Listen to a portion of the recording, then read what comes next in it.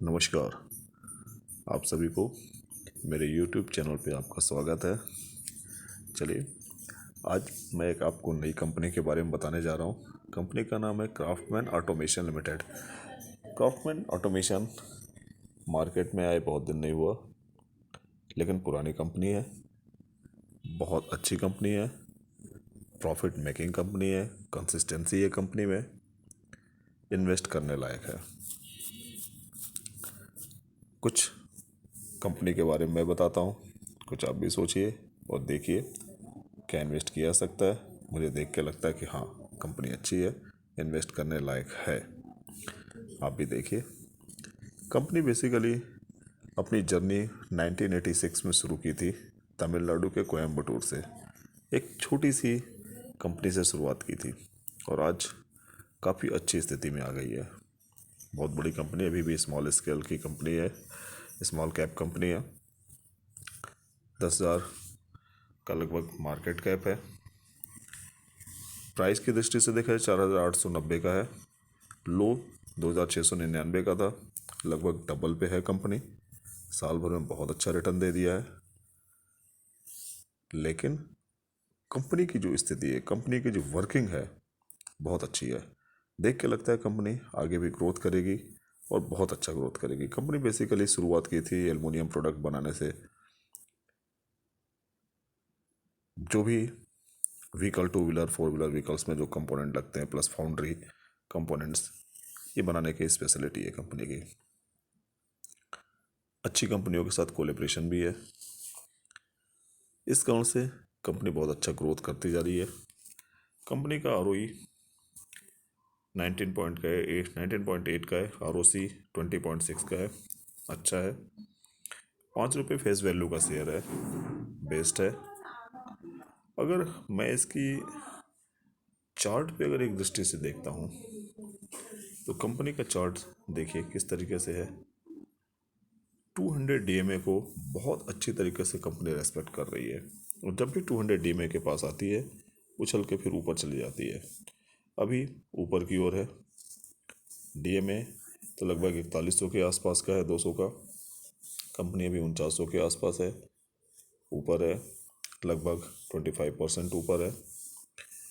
लेकिन अच्छी कंपनियों में की एक विशेषता होती है, उनमें डरा नहीं जाता। उनमें जिस प्राइस पे आपको मिले वहाँ लीजिए, नीचे आए और पकड़िए। इतने स्मार्ट हम नहीं हो पाते हैं कि बिल्कुल लोअर पे ही पकड़े। हाँ, कोशिश करना चाहिए कि कंपनी का 200 DMA के पास मिले तो ले लीजिए। अच्छी कंपनियों की एक विशेषता होती है कि 200 DMA के पास आती हैं और फिर से बाउंस बैक करती हैं। उसी तरीके से यहाँ भी आप देख सकते हैं कंपनी बेहतरीन है। चलिए कुछ और चीज़ें कंपनी के बारे में देखते हैं।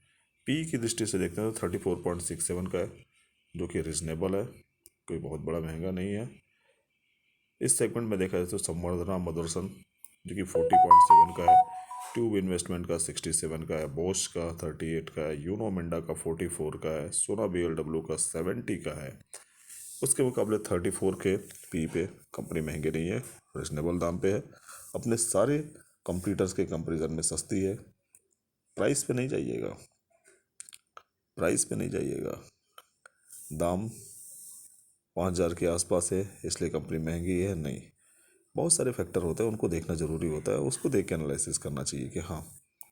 और अक्सर देखा गया कि इस तरह की कंपनियां बहुत ज़्यादा ग्रोथ देती हैं और हम कम दामों की कंपनियों में चक्कर में रह जाते हैं और वेल्थ नहीं क्रिएट कर पाते हैं। एक नज़र अगर हम इनके रिजल्ट पे देखें तो देखिए किस तरीके से क्वार्टर ऑन क्वार्टर कंपनी का ग्रोथ है। देखिए दिसंबर 22 में 749 का था, मार्च 23 में 980 का था, जून 23 में 1038 का था, सितंबर 23 में 1179 का था। बेहतरीन। ऑपरेटिंग प्रॉफिट की दृष्टि से अगर हम देखें तो देखिए किस तरीके से बढ़ा, 158, 188, 214, 238।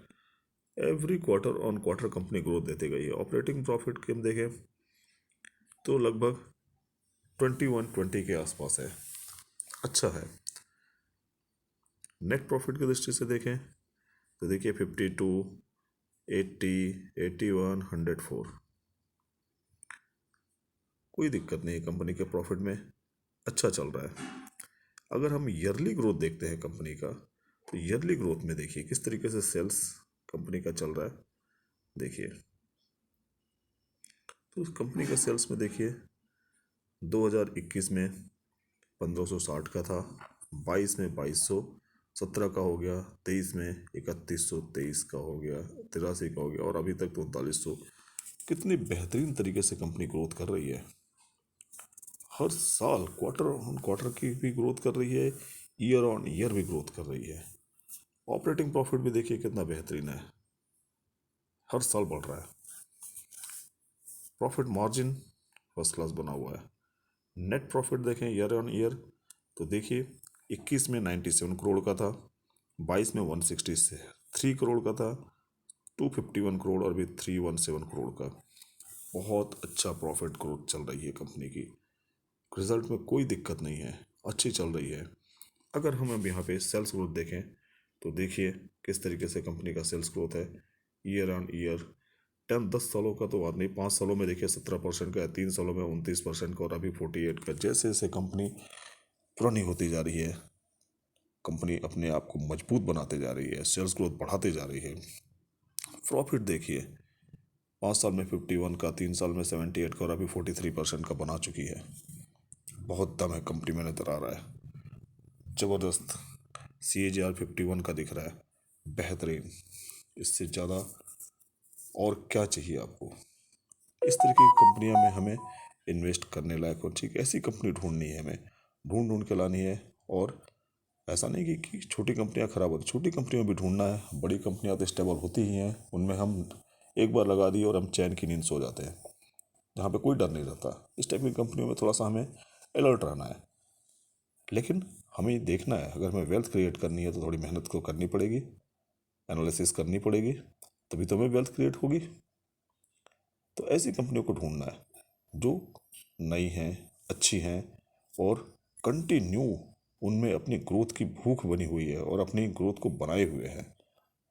और हमें ऐसे ही ग्रोथ ओरिएंटेड कंपनी को पिक करना है जिससे हमारी वेल्थ बने। तो आइए इस तरह की कंपनियों को हम सर्च करते हैं। चलिए कुछ चीज़ और हम देखते हैं। अगर हम यहाँ तक तो देख लिए, बड़ा अच्छा हमें सब कुछ लगा। कंपनी का रिजर्व अगर हम देखते हैं, तो रिजर्व भी कंपनी के पास अच्छा खासा है। देखिए 1512 करोड़ का रिजर्व है, और बोरोइंग भी लगभग इतनी ही है। मतलब जितना रिजर्व है उतनी इन्होंने कर्ज भी ले रखा है। कंपनी जब ग्रोथ करती है तो कंपनी कर्ज भी लेती है, इसमें कोई बड़ी बात नहीं है। इस टाइप की कंपनियों में ऐसा होता है, और कंपनी ग्रोइंग स्टेज पर है। इस स्थिति में कंपनियां लेती हैं कर्ज, अपने आप को बढ़ाती है, और कंटिन्यू कंपनी अपने आप को एक्सपांड करते जा रही है। समय है अभी ग्रोथ का, तो करेगी ही। और एक स्टेज आने के बाद जब ग्रोथ अच्छी हो जाएगी, तो फिर ये सारे कर्ज भी चुका देती है। और हम देखें ज़रा कंपनी का इन्वेस्टमेंट्स भी बेस्ड हो रहा है। कुछ और चीज़ें अगर हम देखना चाहें, जैसे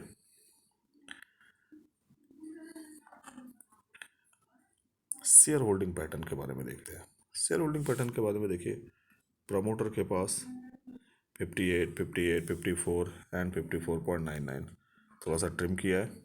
लेकिन यहाँ पर देखिए FI की हिस्सेदारी 9.33 से 8.79 थोड़ी कम हुई, फिर 12.1 बढ़ी और 12.68 बढ़ती गई है।